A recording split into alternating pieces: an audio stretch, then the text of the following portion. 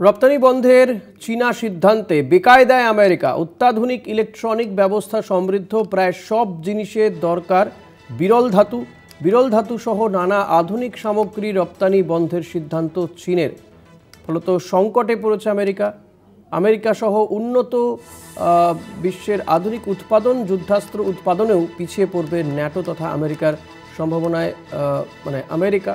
ফলত ঘুম উড়েছে মার্কিন যুক্তরাষ্ট্রের। এই নিয়ে আমরা কথা বলবো। আমাদের পলিটিক্যাল এডিটর আশিস চট্টোপাধ্যায় রয়েছেন আমার সঙ্গে। আশিসদা, নিঃসন্দেহে চীনের এই যে সিদ্ধান্ত, এতদিন আমেরিকা তারা কার্যত এই শুল্ক নিয়ে দাদাগিরি দেখাচ্ছিল, এবার পাল্টা চীনের এই যে রপ্তানি বন্ধের সিদ্ধান্ত, তাতে আমেরিকার সমস্যা নিঃসন্দেহে বেড়েছে, সেটা বোঝাই যাচ্ছে। কতটা সমস্যায় পড়ছে, কোন কোন দিকে তারা সমস্যায় পড়বে?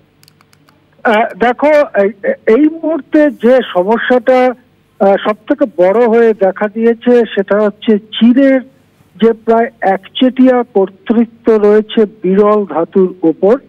সেই বিরল ধাতু গোটা বিশ্বে অমিল হয়ে যেতে চলেছে এবং তার ফলে গোটা বিশ্বের উৎপাদন ব্যবস্থা তথা যোগান শৃঙ্খলে বড় সংকট দেখা দেবে। আমাদের মনে পড়বে ইটটা ছুঁড়েছিলেন ট্রাম্প নিজে, এবারে তার পাটকেল খাওয়ার পালা। ট্রাম্প প্রেসিডেন্ট হয়েই হম্বিতম্বি করে চীনের ওপরে 150%, 250% ইত্যাদি শুল্ক চাপিয়েছিলেন। তার বিরুদ্ধে চীনও শুল্ক চাপানোর রাস্তায় হেঁটেছিল।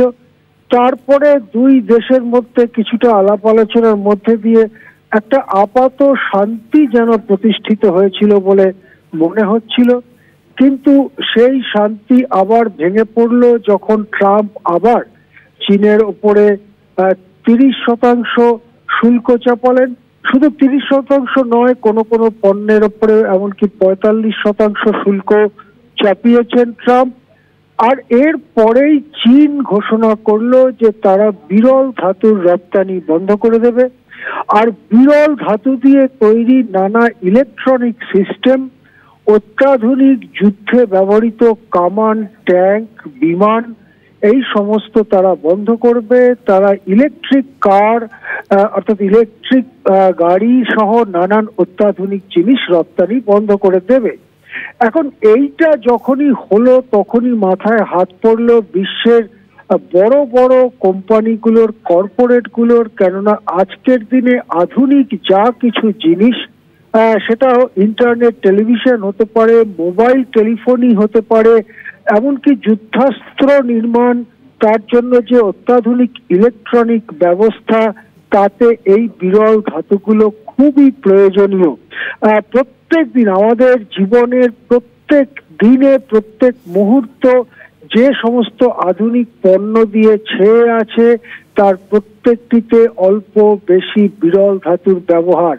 কিন্তু এই বিরল ধাতুর প্রক্রিয়াকরণ যে ইন্ডাস্ট্রি, তার 95% রয়েছে চীনের হাতে এবং সারা পৃথিবীতে বিরল ধাতুর যে সমস্ত খনি, তার 70% রয়েছে চীনের হাতে। চীন যখন এইসব জিনিস রপ্তানি বন্ধ করে দিল, আরো একটা বড় সংকট সামনে চলে এলো, সেটা হচ্ছে যুদ্ধাস্ত্রকে মডার্নাইজ করতে পারবে না আমেরিকা, নেটো। এবং এই পরিস্থিতি যদি 1 বছর চলতে থাকে তাহলে যুদ্ধাস্ত্রতে অনেক এগিয়ে যাবে চীন, পিছিয়ে পড়বে আমেরিকা, ন্যাটো। এইরকম একটা ভয়ানক সম্ভাবনা আমেরিকার নেতা কর্তাদের চোখের ঘুম উড়িয়ে দিয়েছে। তাদের কপালে বড় বড় চিন্তার ভাঁজ পড়েছে। এই পরিস্থিতিতে চীনের বিরুদ্ধে ভারতকে ডাকছেন ট্রাম্প, ভারতের সঙ্গে বন্ধুত্বের হাত বাড়াচ্ছেন ট্রাম্প। অথচ মুশকিল হচ্ছে ট্রাম্প যে শুল্ক চাপিয়েছেন ভারতের ওপরে, তা প্রত্যাহারের কোনো কথাই তারা বলছেন না, মার্কিন নেতারা বলছেন না। এখন এই পরিস্থিতিতে ভারতই বা কতটা ট্রাম্পের এই শুল্ক মেনে তার সঙ্গে খাতির করতে যাবে, সে প্রশ্ন রয়েছে, ভবিষ্যতের জন্য তোলা রয়েছে সে প্রশ্ন। কিন্তু এটা ঠিক, চীন এমন একটি মার্কিন ইটের বদলে এমন একটি পাটকেল চীন ছুঁড়েছে যাতে গোটা পশ্চিমী দুনিয়া, মার্কিন নেতৃত্বাধীন ন্যাটো এবং পশ্চিমী দুনিয়া, ইউরোপ সহ বেশ বেসামাল অবস্থার মধ্যে পড়েছে। বিধ্বস্ত হতে চলেছে আধুনিক উৎপাদন ব্যবস্থা, যোগান শৃঙ্খল, বিশ্ব অর্থনীতি বড়সড় ডামাডোলের মুখে পড়ে যেতে পারে, এরকম সম্ভাবনা তৈরি হয়েছে। হ্যাঁ, অনেক ধন্যবাদ আশিস দা। কথা বলছিল আমাদের পলিটিক্যাল এডিটর আশিস চট্টোপাধ্যায়ের সঙ্গে।